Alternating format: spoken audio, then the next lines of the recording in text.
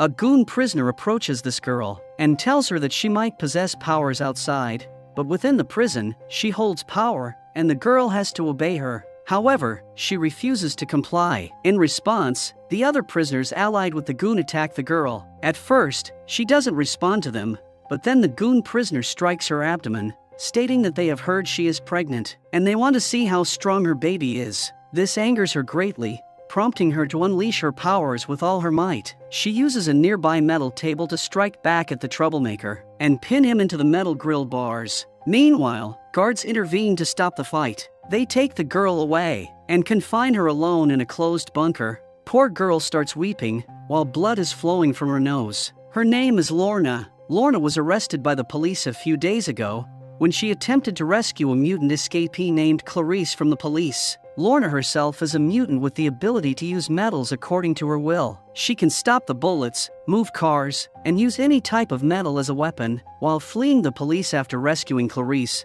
Lorna's boyfriend Marcos was shot by one of the officers. This enraged her, prompting her to seek revenge on the police officer responsible for the injury of her boyfriend. While the other team members managed to escape, Lorna stayed behind for revenge and was captured by the police, who used a freezing shot to apprehend her. When she was brought to her prison cell, she attempted to use her powers on the metal doors. However, she received a kickback from the collar that authorities had placed around her neck. This kickback pushed her back onto the metal toilet, causing an injury to her head. Seeing this, all the other prisoners began laughing at her. She was new in prison and didn't know much, but she was still desperate to get out. One fellow prisoner informed her that the collar was installed to prevent her from using her powers. It was specially made for mutant prisoners by the authorities. She also mentioned that Lorna was now stuck there until she received backup. In response, Lorna mentioned that she had backup, but it wasn't just there at that time. When she was heading to take a shower, a prisoner spat on her to mock her. However, the attending guard instructed her to keep walking.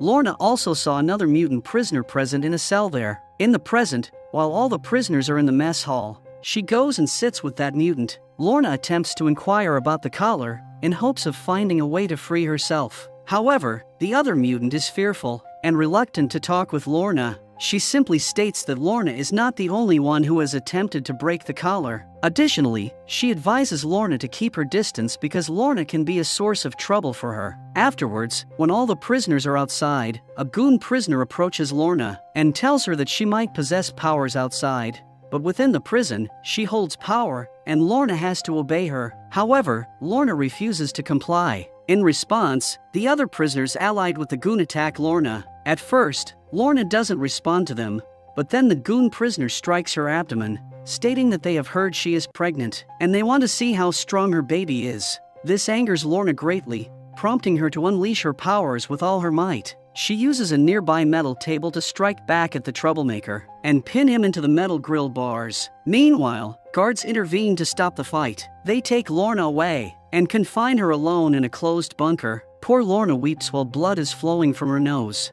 On the other side, the Strucker family, who has contacted Lorna's boyfriend Marcos to help them cross the border. With two mutants in the Strucker family, Andy and Lauren, they have been evading Sentinel services and seek to cross the border for their safety. However, Sentinel Services somehow discovers their secret meeting point and arrives there. Two other mutants, Johnny and Clarice, arrive at the scene just in time to help them. Clarice manages to get everyone out of there by creating a portal with her powers, but Reed Strucker, the father, is shot by the police and arrested at the scene. Because of keeping the portal open for such a long distance, Clarice becomes seriously ill. Her systems begin to fail, and multiple portals start opening randomly all over the place. Meanwhile, the mother, Caitlin Strucker, goes to the hospital to get some medication for Clarice. After administering the medication, Clarice finally starts to improve, and the portals close. Caitlin feels guilty, believing she has destroyed the headquarters of the Underground,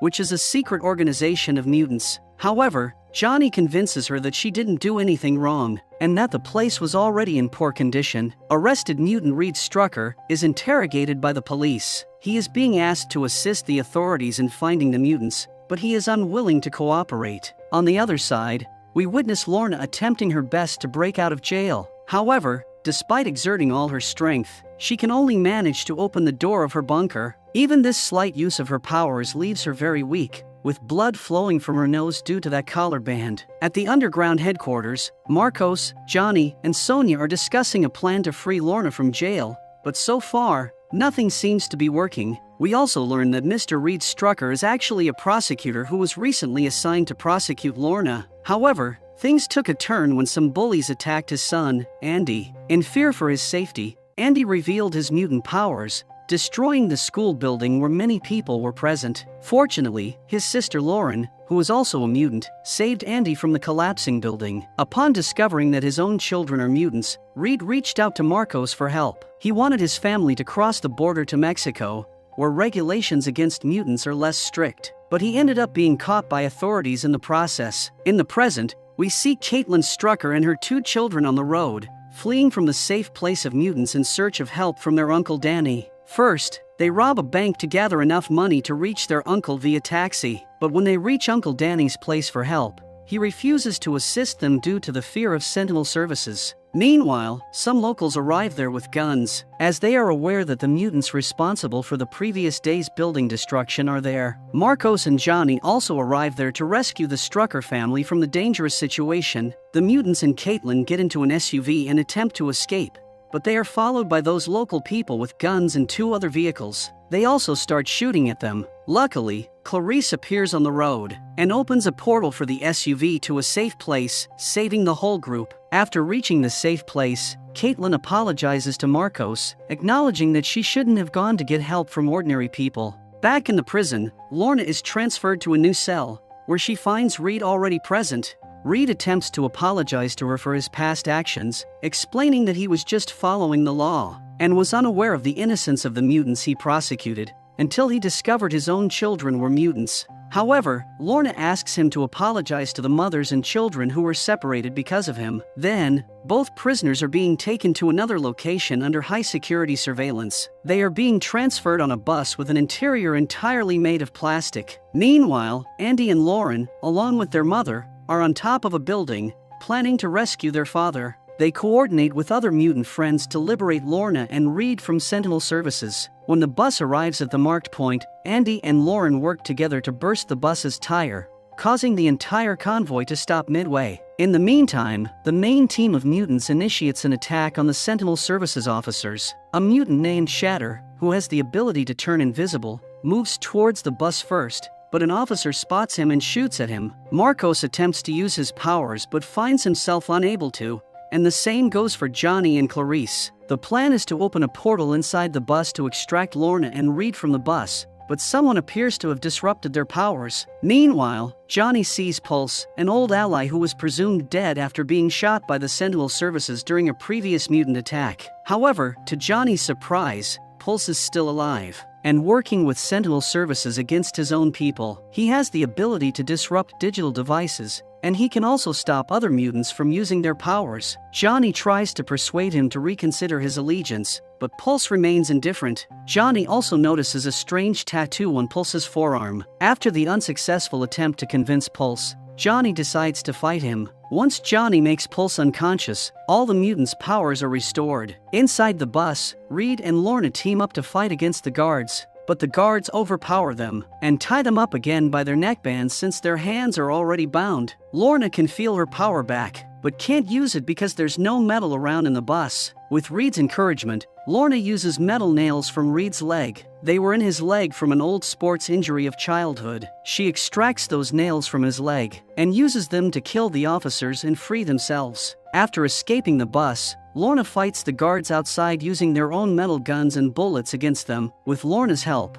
mutants manage to beat the Sentinel services easily and run away. Lorna and Reed meet up with their mutant friends and family. Clarice makes a portal to take the injured mutant Shatter and Sonia away from that place. At the same time, Caitlin drives a car to take the rest to safety. While they have successfully escaped from the grasp of the Sentinel services, they are still being tracked by a drone deployed by them. Lorna sees the drone hovering directly above their car using its rearview mirror. Marcos uses his light rays reflected in the mirror to burn down the drone until it turns to ashes. During the journey, Marcos shares with Lorna how much he missed her in her absence, and also reveals that he has learned about their child growing inside her belly. Meanwhile, they notice that the Sentinel services have blocked their path ahead. Seeing this, Marcos suggests reversing, but Lorna insists on driving straight through. Upon reaching Officer Turner, Lorna uses her powers to disarm the officers and takes Agent Turner with them. They bring him to an abandoned location where Lorna binds him by tying his neck with a metal beam. She demands answers about their fellow mutant, Pulse. She asks what they did to him that made him turn against them. Turner responds that he doesn't know about Pulse, but he believes that the people in Sentinel Services may have influenced him for a good cause, leading him away from a group that harms innocent people. Turner then reveals that his daughter was killed during a protest of mutants. He says that he doesn't know whether the energy responsible for his daughter's death came from a good mutant or a bad one. The scene becomes emotional, but Lorna remains determined to obtain the information she seeks. She calls Sonia, who has the ability to read minds. As Sonia begins delving into Turner's memories, the Sentinel Services arrive and launch an attack on the building. Lorna defends them by using metal rods to stop the attackers from entering the building, buying Sonia more time to gather information. However, the situation becomes hard when the Sentinel Services deploy tear gas, making it difficult for the mutants to remain in the building. Amidst Sonia's exploration of Turner's memories, Lorna instructs her to stop and quickly takes her out of that place. This sudden interruption disrupts Turner's memories and leaves him mentally disturbed. After arriving at the underground headquarters, Sonia gathers glimpses of Turner's memories and creates some images. One of the images depicts a tattoo identical to the one Johnny saw on Pulse's forearm during their fight. Another picture shows a building. Reed recognizes the building as a Sentinel Services detention center where many of the mutants he was prosecuting were sent. However, individuals sent there would mysteriously disappear, never to be seen again. Lorna suggests that the Sentinel Services are escalating their tactics by using manipulated mutants against them. Pulse was Johnny's best friend and was trained by him. Lorna emphasizes that if Pulse can turn against them, anyone among the mutants could do the same. Therefore, they devise a plan to infiltrate the building and uncover more information about this dangerous program. They make thorough preparations and embark on their mission. Reed, Andy, and Marcos are on the mission. They travel toward the Sentinel Services detention center concealed within a large truck. While en route, a police officer stops them and instructs the driver to show him the truck from inside. As the driver opens the truck's back gate, Marcos utilizes his powers to create darkness by absorbing all the light there, rendering them invisible to the police officer. As a result, the police officer let them go on their way. After arriving at the building, they find that the security is far more strict than they expected at the front gate. Marcos communicates the situation to Lorna over the phone, who advises them to find an alternate entry point. They head to the parking lot, where Andy utilizes his powers to create a hole in the wall, providing them a way inside. Despite Andy's desire to accompany them, Reed insists he returns to the truck for his safety. Inside the building, Marcos and Reed proceed with their mission. Reed searches for mutant files and gathers them, while Marcos melts the locks and computer cases to retrieve the hard disks. After leaving the building with the desired files, they notice they are being chased. While in the truck, they observe 3 police vehicles following them. They promptly inform the headquarters about their situation. In response, Lorna, Lauren, and Wes rush to their aid. Wes, who possesses the ability to create illusions by manipulating images or scenes, joins the rescue mission. As the 3 police vehicles are following the truck, Sentinel Services also blocks the road ahead. Lorna calls Marcos and instructs him to continue driving straight, regardless of the obstacles. The driver complies, and as the truck approaches the officers, they open fire. However, Lorna uses her powers to stop the bullets in the air. She then directs Lauren to create a slide for the truck, enabling it to fly over the hurdles and continue on its path. Lauren successfully makes that slide with her powers, allowing the truck to bypass the blockade. Now, it's Wes's turn to showcase his abilities. He creates an illusion of the truck splitting into 2, with one seemingly going to the right and the other to the left. The Sentinel Services agents are deceived into pursuing the illusions, splitting into 2 groups, each going in different directions. Meanwhile, the actual truck continues straight ahead with an illusion trailing behind, creating the illusion that the road is empty. Thanks to their coordinated efforts, Reed, Marcos, and Andy, along with the secret information, are saved from the danger posed by the Sentinel Services. We then witness Agent Turner at the Sentinel Services building, urging his subordinates to intensify their efforts in locating the mutants. He directs them to decode every coding language used via cell phones within a 50-mile radius by monitoring every phone call. Turner appears visibly desperate in his search for the mutants. Meanwhile, Dr. Campbell arrives there. He uses mutants for his weird experiments in his lab. Here, he expresses his support for Turner's ambitions to catch the mutants. In exchange, he requests Turner's assistance capturing the Strucker kids for experimentation in his lab. In the night, Marcos receives a call from his ex-girlfriend, Carmen, who asks for his assistance with her own special mission. At first, Marcos refuses to do any work for her, but when Carmen threatens him to expose their location to the Sentinel services, Marcos agrees to come to her in the morning. Carmen had previously aided Marcos in locating the convoy route transporting Lorna and Reed. With her help, Marcos successfully rescued Lorna from the authorities. So now, she is pressuring him to work for her in return for her assistance. In the morning, Marcos takes his lucky charm with him and informs Lorna that he is going to get food and other necessities for the refugees. Then, he goes to the mansion of his old girlfriend, Carmen. In the evening, when Marcos hadn't returned, Lorna contacted the food supplier to inquire about him. However, the supplier informs her that no one had come for the food supplies that day. Concerned that Marcos might be in trouble, Lorna discusses the situation with Sonia, and they decide to visit Carmen's place. Meanwhile, Carmen offers Marcos a deal to work with her, promising to provide money for the mutant refugees in return. However, Marcos is not willing to accept her offer. Carmen then convinces Marcos to join her in an attack on a shipment of drugs with the intention of destroying it. Marcos refuses to participate in any violence, so Carmen introduces another mutant to handle the guards,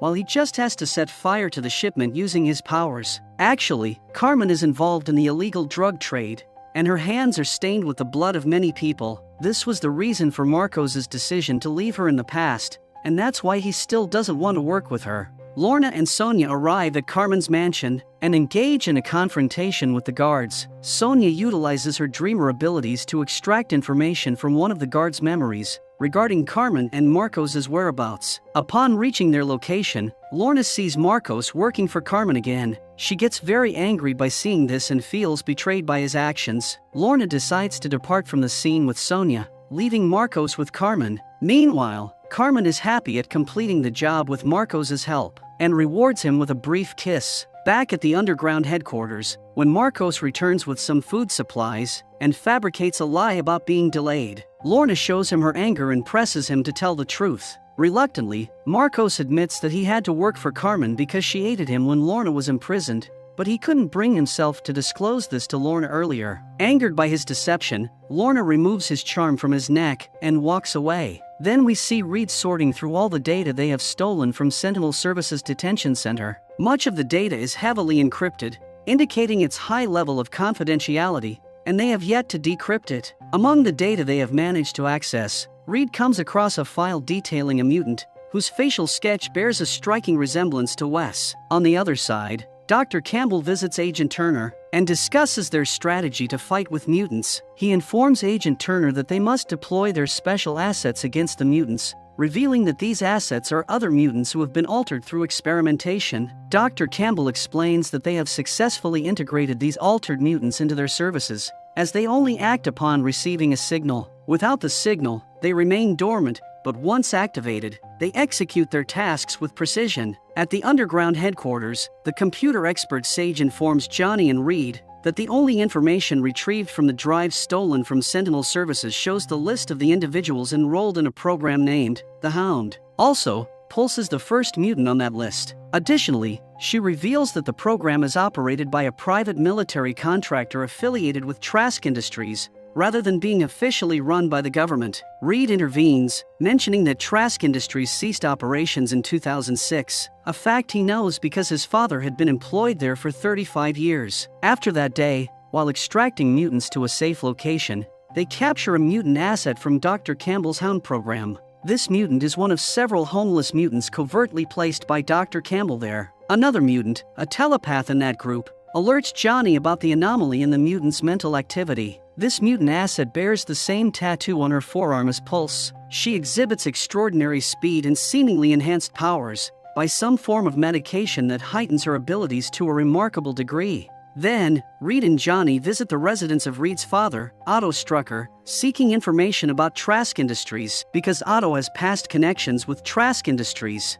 Given the decades-long distance between Reed and his father, tensions run high. Their relationship has not been good since Reed's childhood, and they have not talked to each other for many years. Initially, Otto remains stubborn that the information regarding Trask Industries is highly classified, and he cannot disclose anything. However, when Reed says that his children are mutants and are currently hiding from the Sentinel services, Otto appears shocked and persuaded. He leads Reed to his room and shares old family photos and some newspaper clippings with him. Otto reveals that he himself is a mutant who spent his entire career at Trask Industries researching how to suppress the X gene in Reed. Fearing that his family might turn into monsters, he asks about Andy and Lauren's powers. When Reed tells him about the specificity of their powers, Otto mentions his own father and his sister, who were mutants with abilities similar to Andy and Lauren. However, he explains that when they combined their powers, particularly by joining hands, they became an immense threat. Their combined strength was so great they could destroy an entire building within seconds. He adds that they were also at the top of the most wanted list of terrorists back then, because they led a mutant terrorist group called the Hellfire Club. Otto then reveals to Reed that during his childhood, when he was seriously ill and near death, it wasn't leukemia, but a serum injected into him to suppress the X gene. Although it worked for him, the mutation was passed down to his children, Andy and Lauren. Otto cautions Reed, emphasizing the importance of protecting the world from the combined power of Andy and Lauren. Meanwhile, Sentinel Services arrives there with Dr. Campbell. Otto asks Reed and Johnny to hide there, and he himself goes down to counter the officers. Dr. Campbell attempts to interrogate Otto Strucker, but he refuses to provide the answers they seek. Dr. Campbell claims to have reviewed Otto's research on suppressing the X gene, and also praises his work. He then reveals that he actually used Otto's research to enhance the X gene instead. Sentinel Services wants to search Otto's house, but Otto refuses to allow them to do so. In response, they shoot Otto in the chest, but Otto demonstrates his mutant abilities and detonates himself, causing serious injuries to Dr. Campbell's face. The explosion also results in the death of Pulse, leaving Johnny deeply affected. Back at the underground, the mutant asset Chloe begins displaying withdrawal symptoms from the medication she was on. Catalan attempts to communicate with her, but the mutant is unable to speak. Esme, the telepathic girl, is summoned to delve into her thoughts. As Esme explores her mind, she discovers intense pain and glimpses of Trask Industries, where Dr. Campbell is with other mutant assets from the Hound program. However, the security at the building is extremely tight. Suddenly, Chloe succumbs to her pain and passes away on the spot. Then, all the mutants plan to infiltrate Trask Industries to save other mutants from this tyranny, but they require more information about the security measures in place. Thus, they decide to gather additional details about the building's security protocols first. Lorna and Sophia head to a bar, where one of the security guards of the Trask building is known to frequent. They extract the relevant information from him,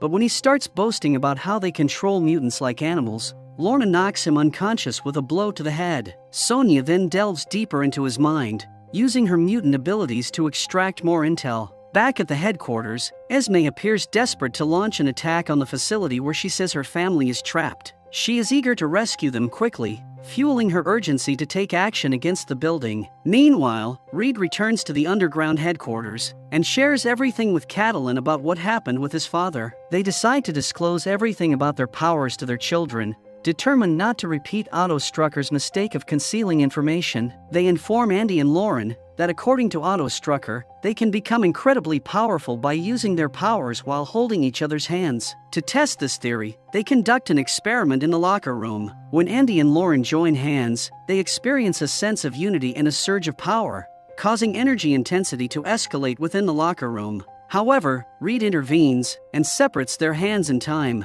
Upon returning, Andy and Lauren reveal they are on the verge of destroying the entire building. They explain that they couldn't perceive anyone else in the room, and the sensation of immense power was overwhelming. This confirms that they possess the power of their grandparents, capable of causing widespread destruction around them. Now, all the mutants gather and plan to attack Trask Industries. They decide to target the power substation first, which is the source of Trask Industries' all the power. Once they destroy it, they will have a 3-minute window during which all automatic cameras and machine guns will be offline, allowing them to enter the facility. The Strucker kids are chosen to destroy the power station, while Lorna, Marcos, and Esme will infiltrate Trask Industries. Meanwhile, Agent Turner grows suspicious that mutants may attack the facility at any moment. He increases security measures and orders his subordinates to double-check security protocols. As the mutants gather outside Trask Industries, preparing to infiltrate, Esme accidentally drops a detonator box, but Lorna quickly saves it using her powers. Lorna tells Esme that this mission is not an adventure, especially for newcomers. Meanwhile, Esme reads Lorna's mind and learns about her past, including being captured by the police during a rescue mission for a mutant. Understanding Lorna's emotional point, Esme reveals that the pain of having her family trapped inside is a driving force for her presence, but it becomes evident that Esme has some different intentions from the others. Despite this, Lorna seems impressed by Esme's response. At the power station, Andy, Lauren, and Sonia enter through a portal created by Clarice. They are being guided by Reed and Caitlin, who are stationed in a van outside, monitoring through security cameras. Inside, they encounter a security guard whom Sonia manipulates into disposing of his badge and gun before leaving without alerting anyone. However, Sentinel Services becomes aware of the mutants' plan, and Agent Turner orders security checks, confirming his suspicions of an attack on the substation. They converge on the substation, tightening their grip on the mutants inside. Caitlin warns the team to retreat, but Clarice struggles to open a portal due to the complex layout of the building. A Sentinel Services robot attacks Clarice and apprehends her there. It prompts the others to flee, leaving her behind. In the chaos, Sonia is also captured while protecting the Strucker kids. Andy and Lauren are now left alone. They even can't connect to their parents, as communication is broken down by the Sentinel Services. They end up running in the basement, and after that, they can't find any way out. So, they attempt to use their powers to escape. They join their hands and start the process of that extreme energy flowing through their body. But Andy abruptly breaks contact, realizing that their powers could end innocent lives trapped in the building. Meanwhile, Sentinel Services arrives there and captures both of them. On the other hand, the mutants ready to attack Trask Industries stop their mission upon learning that their teammates have been captured by Sentinel Services. Esme is unhappy with halting the mission and desperately wants to continue the operation under any circumstances. However, they return to the underground headquarters without listening to her. Now, the Strucker kids are at Trask Industries. They are brought before Dr. Campbell, who said that he has been waiting for this moment. He outfits them in special suits to monitor their mutant energy levels, before sending them to a bunker constructed of an indestructible alloy. The bunker is equipped with various types of biosensors. The doctor wants to see the combined power that Andy and Lauren have inherited from their great-grandparents. He asks them to demonstrate this power, but the Strucker kids refuse to obey him. In response, the doctor brings Sonia and Clarice to the scene. Again, he demands to display their power, but Sonia urges the kids not to comply. At this, the doctor gets angry and shoots Sonia in the chest. She dies before their eyes on the spot. Now, the doctor threatens to kill Clarice too, unless the kids demonstrate their power. Faced with no choice, they reluctantly agree and join their hands. They unleash their maximum power in the bunker until all the biometers reach their limits. Their computers are destroyed, and the indestructible container is now out of shape due to their power. The doctor then activates their neck collars to prevent further use of their powers. Despite this, the doctor is greatly impressed by the kids' abilities. His subordinate informs him that they have successfully extracted the amino acid, allowing the Strucker kids to combine their powers. The doctor instructs him to prepare a report to leverage this discovery for something significant. Then, we witness Reed convincing Turner to investigate Trask Industries for their illegal experiments on mutants. Upon arriving there for investigation, Turner discovers Sonia's death in the Trask Industries. Consequently, he decides to take all the mutants back to the prison. However, as they are about to exit the Trask Industries gate, other mutants from the underground appear. But Esme betrays the underground and launches an attack on the convoy single-handedly. Utilizing her powers, she deactivates the collars of all the mutants and manipulates the officers into firing on each other, eliminating them one by one. It is revealed that Esme has two identical twin sisters in the convoy.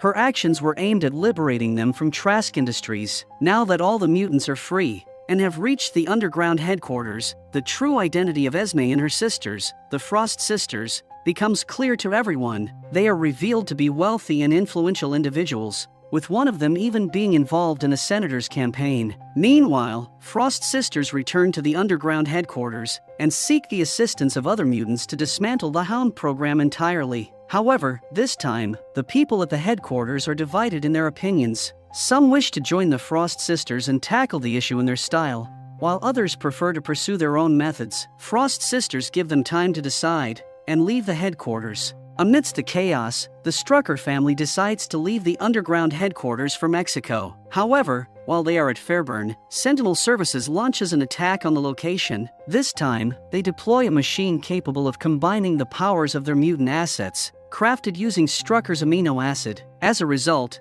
the attack is particularly brutal, and Andy sustains injuries from the attack. The Struckers contact Johnny and other mutants for assistance, and after some time, they arrive to extract the Strucker family from the dangerous situation. However, with officers scattered in the woods, there is no clear path to safety. It is then that the Foster sisters come to their aid, rescuing them from Sentinel Services by influencing the mental condition of the guards present there. Despite their reservations about the Foster sisters, the Strucker family and the mutants have no choice but to go with them for their own safety. Now, the Strucker family is back at the underground headquarters, where mutants make a deal to collaborate with the Frost sisters to dismantle the Hound program. Lorna appears deeply impressed by the Frost sisters during the negotiation. The scene shifts to an event where Dr. Campbell persuades a senator, who is already anti-mutant, to propose legislation, utilizing their new invention against mutants. He plans to employ the Hounds, augmented with compound powers, to attack mutants and intends to use Otto Strucker's research to suppress the X gene in mutants. The senator delivers a fiery speech against mutants in that event, mentioning to tackle the mutants by force this time. He receives a big applause from the audience, as they all are united by their hatred of mutants. Lorna and her allies, accompanied by the Frost sisters, also attend the event to apprehend Dr. Campbell. Clarice, Johnny, and Marcos reach inside the building through a portal. They engage with Dr. Campbell's guards and eliminate them. However, Dr. Campbell hides behind children to shield himself, and then flees in an elevator, pointing a gun at a child. Subsequently, more guards arrive and open fire. Johnny rushes towards Clarice to protect her by providing cover for her. When they exit the building without Dr. Campbell, the Frost sisters express their anger at them for failing the mission. They hastily get in their car and start driving, but Sentinel Services begins following them. While being pursued by two cars, Lorna emerges from their vehicle and effortlessly breaks a massive pole. She then puts the pole onto the road to block the officer's path, showcasing her immense power. Meanwhile, Agent Turner utilizes mutants with combined abilities to locate the underground headquarters. He launches an attack on the headquarters with a team, but the mutants inside, under the leadership of the Strucker family, are well prepared. They have already evacuated the children in a van with a mutant capable of going invisible, and blocked entry points with large cement blocks. One team under Caitlin's command attempts to breach the back wall of the locker room. They utilize the power of Shatter to weaken the wall, and then a muscular mutant delivers a powerful blow to break through the wall. They work together to clear the stones, slowly creating an escape route. Simultaneously, another team engages the soldiers at the front door, buying time for the evacuation. Then, Agent Turner uses the combined power of two mutants to dismantle the resistance in their entry into the building. But by that time, all the mutants inside the building manage to escape through the back route. Sensing the urgency, the Strucker kids persuade their parents to leave them on their own. They intend to destroy the entire building with their combined power to ensure there's no evidence left behind for Sentinel Services to investigate. Reed and Caitlin agree to their plan and leave the building without them. Meanwhile, the mutant assets enter the building and begin tearing it apart. However, the Strucker kids have already joined hands and initiated the display of their powers. A tremendous amount of energy comes out of the building. Upon witnessing this, Turner orders his soldiers to quickly retreat. The entire structure is destroyed within moments as the Strucker kids unleash their full potential. On the other side, Dr. Campbell persuades the senator to immediately head to Washington, D.C., and push forward with the legislation, citing the recent attack by mutants at the event. Meanwhile, the Frost sisters succeed in convincing Lorna to eliminate the entire group en route to DC, including the senator. Aware that her fellow team members would not agree to this plan, Lorna accompanies the Frost sisters alone to the airport. When Marcos, Johnny, and Clarice arrive to intervene, Lorna blocks them by putting a fence in their way. Her powers have been significantly amplified by her baby in her womb, and also her behavior has changed much. The Frost sisters have already left the scene. Marcos continues to reason with Lorna, warning her of the consequences, and how it will make things harder for mutants. However, Lorna remains resolute, determined that mutants will no longer hide.